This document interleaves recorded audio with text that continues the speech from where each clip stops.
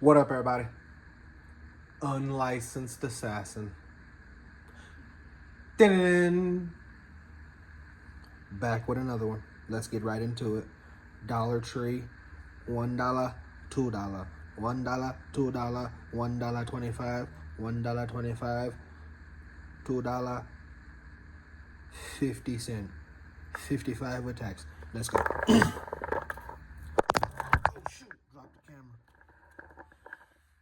So it was a hand sanding block, double use, fine and medium.